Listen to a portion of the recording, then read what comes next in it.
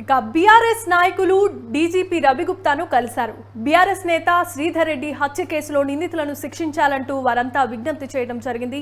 శ్రీధర్ రెడ్డి కుటుంబ సభ్యులతో కలిసి వినతి పత్రాన్ని అందించారు బీఆర్ఎస్ నేతలు.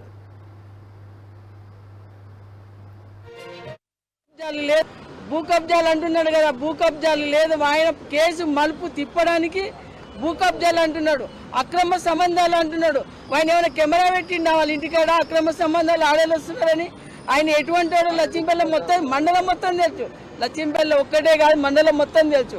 అటువంటి మంచి మీద ఆయన వయసు ఏంది, ఆయన విజ్ఞత ఏంది, ఆయన పదవి ఏంది, దానికి ఏ విధంగా వాల్యూ లేకుండా ఆయన దిగజారి అక్రమ సంబంధాలు అంటాడు, భూ కబ్జాలు అంటాడు. ఆయన విజ్ఞత ఏంటిది? ఒక మంత్రి పదవి. ఆయన ఆ మాట అనొచ్చునా? ఆయననే తెలుస్తుంది హత్యకి వెనుక కారణం ఎవరున్నారు. ఆయన ఇంట్లోనే నిన్న ప్రెస్ మీటింగ్ పెట్టిండు. కృష్ణప్రసాద్ మీద, వాళ్ళ తమ్ముని మీద కీలకమైన మనిషి అంటే కృష్ణారావు అని వాళ్ళ నాయన కంప్లైంట్ ఇస్తే వాళ్ళ ఇంట్లోనే ప్రెస్ మీటింగ్ పెట్టిండు. అంటే వాళ్ళని కనీసం ఇంట్రాగేషన్ కూడా చేయలేదు మాకు తెలిసినంత వరకు. మా వాళ్ళని తోలుకపోయి మిమ్మల్ని తంతాము, కొడతాము, ఒకటే వర్గం అన్నప్పుడు రోజుకు 10 సార్లు ఫోన్ చేసి మాట్లాడుకుంటాము. 10 సార్లు కలుస్తాం. మీరు ఎందుకు కలిసిండ్రు, ఎందుకు ఫోన్లు చేసిండ్రు అని మా వాళ్ళని తోలుకపోయి కొడతామని బెదిరిస్తున్నారు. అందుకే అక్కడ ఉన్న పోలీసుల మీద నమ్మకం లేకనే ఈరోజు మేము ఇక్కడ రావడం జరిగింది.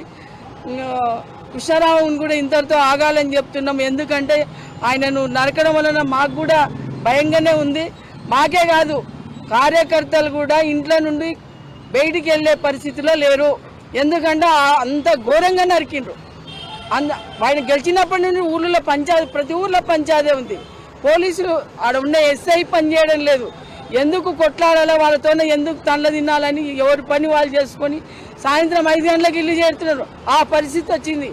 ఆయన గెలవడానికి కారణం కూడా ఒక రెడ్డి సామాజిక వర్గం అని మా రెడ్లు కొంతమంది రేవంత్ రెడ్డిని చూసి ఓట్లేసిండు, ఆయన చూసి ఓట్లేయలేదు. బీసీలు కూడా రేవంత్ రెడ్డి ఈయనది ఒకసారి చూద్దామని ఓట్లేసిండ్రు. ఇప్పుడు బాధపడుతున్నారు. స్థానిక పోలీసుల ఇన్వెస్టిగేషన్ పై నమ్మకం లేక పూర్తి స్థాయిలో స్పెషల్ ఇన్వెస్టిగేషన్ టీమును కానీ లేకుంటే అవసరమైతే కొల్లాపూర్ ప్రాంతంలో జరుగుతున్న అరాచకాలపై జ్యుడిషియల్ ఎంక్వైరీ వేయించాలని చెప్పి మరి కోర్టు ఇదో డీజీపీ గారిని కలవడం జరిగింది.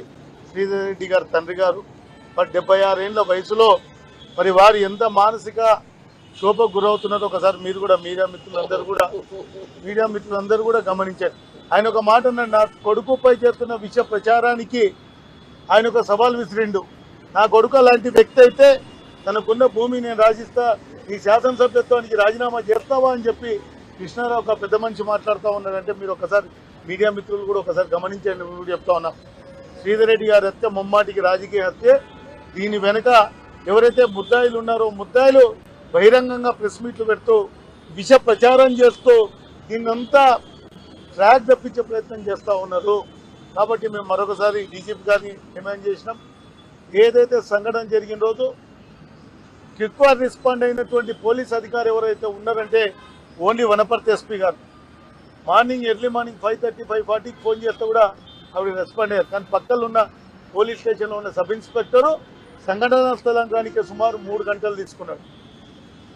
వనపర్తి జిల్లా హెడ్ క్వార్టర్ నుంచి ఎస్పీ గారి ఆదేశాలతో పోలీస్ అధికారులు, ఇతర అధికారులు వచ్చినా ఆ సబ్ ఇన్స్పెక్టర్ టైం కూడా అంటే ఒక రిటైర్డ్ పోలీస్ అధికారిగా, మరి ముఖ్యంగా ఒక బాధ్యతాయుతమైన పౌరుడిగా ఫోన్ ట్యాపింగ్ వ్యవహారంలో నేను ఎలాంటి పబ్లిక్ స్టేట్మెంట్ చేయను.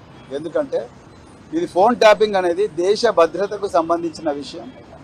ఒకవేళ ఎవరైనా ఈ ఫోన్ ట్యాపింగ్లో తప్పులు, అంటే ఫోన్ ట్యాపింగ్ అనే టెక్నాలజీని కానీ ఆ ప్రొసీజర్ని కానీ వాడుకొని మరి వాళ్ళ స్వార్థ ప్రయోజనాల కోసం వాడుకొని ఉంటే వాళ్ళు తప్పకుండా చట్టపరంగా శిక్షార్హులే. అంతే తప్ప నేను ఒక బాధ్యత గల ఒక సీనియర్ రిటైర్డ్ పోలీస్ అధికారిగా, అదేవిధంగా ఒక బాధ్యతాయుతమైన రాజకీయ నాయకుడిగా నేను దేశ భద్రతకు సంబంధించిన ఈ వ్యవహారంలో ఎలాంటి కామెంట్ చేయాలని అనుకోవడం లేదు. ఒకవేళ ఎవరైనా తప్పు చేసి ఉంటే తప్పకుండా వాళ్ళను చట్ట ప్రకారంగా శిక్షించాలి, బరాబర్ శిక్షించాలి. అట్ ది సేమ్ టైం దీన్ని రాజకీయ ప్రయోజనాల కోసం వాడుకోకండి. నేను మళ్ళీ రిపీట్ చేస్తున్నా, రాజకీయ ప్రయోజనాలకు వాడుకోకండి. దేశ భద్రతకు సంబంధించిన విషయం. అందుకొరకు ఎలాంటి పరిస్థితుల్లో కూడా నేను దీని మీద ఎలాంటి పబ్లిక్ స్టేట్మెంట్ ఇవ్వను మిత్రులారా. ఒక రిటైర్డ్ పోలీస్ అధికారిగా, మరి ముఖ్యంగా ఒక బాధ్యతాయుతమైన పౌరుడిగా ఫోన్ ట్యాపింగ్ వ్యవహారంలో నేను ఎలాంటి పబ్లిక్ స్టేట్మెంట్ చేయను. ఎందుకంటే ఇది ఫోన్ ట్యాపింగ్ అనేది దేశ భద్రతకు సంబంధించిన విషయం.